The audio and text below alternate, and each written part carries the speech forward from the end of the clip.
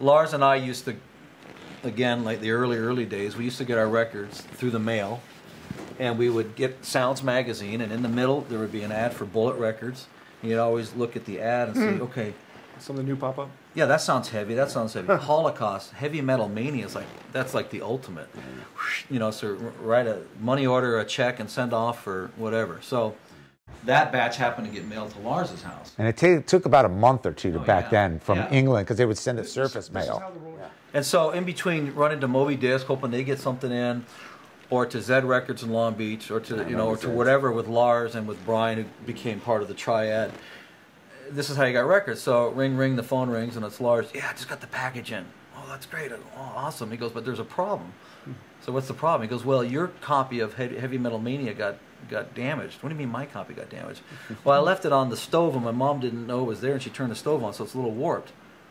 So how come that's my copy that got warped? So fuck, that's typical Lars. Right. Drive all the way down to Newport Beach, listen to his copy, because this is perfect. And and after 12 hours, drive home, and then it's like the next morning, my mom takes my, can you fix it? Puts it on the ironing board with a towel, and sitting there ironing my record and flatten it out, so I could have a copy that would work. So that's how desperate we were for that kind of music. So Metal Massacre comes out in early '82. Yeah, I think Brian always said it was June 14th. Is that too late? I don't know. I mean, one day I asked him, I said, when do you consider the day Metal Blade really started? Well, I guess when we officially had copies of the record. That's when. Well, there were two versions. It came out after on Metalworks, and that was. Well, but there's that would be the third version, because actually, technically, the first version is this one. Right. This is the one with Lloyd Grant. This is the one with the misspelling. Right. And this is also on. The second version had Dave Mustaine on. Dave Mustaine, and then everything was spelled correctly. And the song they rewrote. I mean, they re-recorded it much better. Right. Much better quality and stuff. I don't know if it's this version or if it's the second one, because then Brian and I traveled to Europe to promote the album and also go record shopping. But I just remember going back, sitting at my kitchen table with my parents' house. My sister's making us pancakes, and Brian and I are sitting there with all the songs, figuring out like the song order too, which was cool. Right.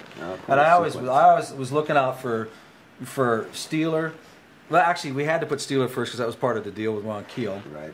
They were probably the biggest band at the time. Steeler were probably the biggest LA band in a way. They were playing live. Them and Motley Crue. Yeah. But I remember putting my brother's band at the end of the first song side, just so you remember it. And I remember putting Metallica at the very end because I knew it was heavy, and I knew it was going to go out with a bang. And I want to give Lars a position, but I couldn't get him, So, but being mixed here in the middle, I thought, fine, let Brian do that. So I remember we were organizing it at the kitchen table, eating pancakes. So I'll always remember that. The day you put your first song, your best song here, your second best song here, and your third best song there. Right. Because those are the ones that people pay attention to the most. It really does work like that. And if you got it's so different on vinyl because you had the two sides. Yeah, because they could play one side or the other. And you always had to have a good song at the beginning of each side. And I think that's why Sarathunga was here, because Brian was really good buddies with them, so they were partial. So anyhow, we were kind of horse trading, who goes where. But I always remember getting this and that. So fine.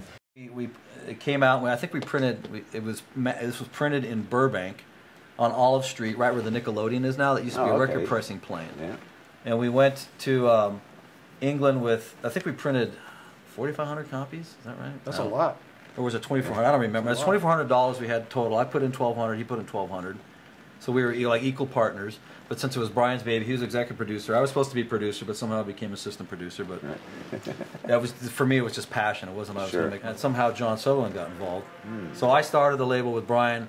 Then I left just because I wasn't interested in pursuing that as a career. Now, when did you get involved, John? With 86, because it started in 82. But I would see John, Brian, Bill Matoyer, and Betsy. They always had this one table at the country club.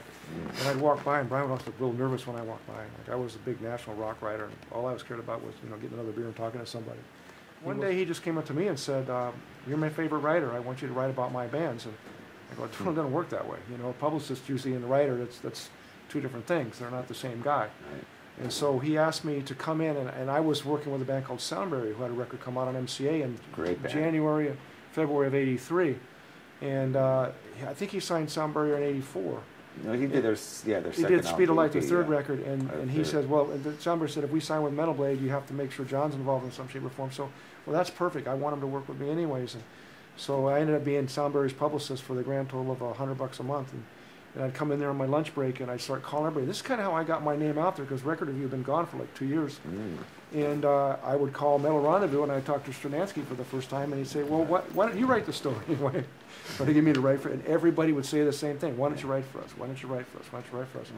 And so I did that, and I think Brian really liked having me there. And he said on the box set and other stuff that it really wasn't a record company until I got there, because I was 12 years old. So it's just really him, the two of you at the time? No. It was, before that, it was Matoyer made the records, Brian did the business, and they'd have a secretary. They had another guy that kind of did a little bit of business and other things, but it was Bill and Brian. I remember after the Metal Massacre, they did EPs. They did the Demon Fright EP, the Armored Saint 3-song EP, and then that's when they did, I think, Metal Massacre 2, and that's when it really started to become a label. That's when he moved out of his mom's garage, and then I think he got on the Sherman Way up there. He had like a 1 or 2 room suite there, and then he got about a 5-room suite. And then I came in, and then actually the guy that, quote, kind of was my boss, I got so pissed at him for just all sorts of improprieties. One day I just walked into the and said, can I get rid of this guy? He's just really not what you need in this company. So I fired him. And then I was, and then I hired Faley to come in and run the other side. Brian asked me to be president of Metal Blade. I didn't want to. I said, let me think about it. And he, what? You want to think about that? He says, I don't know if I want to do it. He had no idea I didn't want to do that. Yeah. And he wanted me to be the face of Metal Blade, but I really didn't want to do that. He was Metal Blade to me. Sure. So what I thought was, let me think about it. And then I thought, you know what? I don't want to go on the business side. I want to stay on the creative side.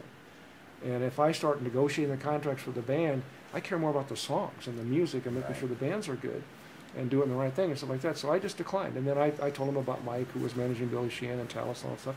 And we worked out Mike coming in.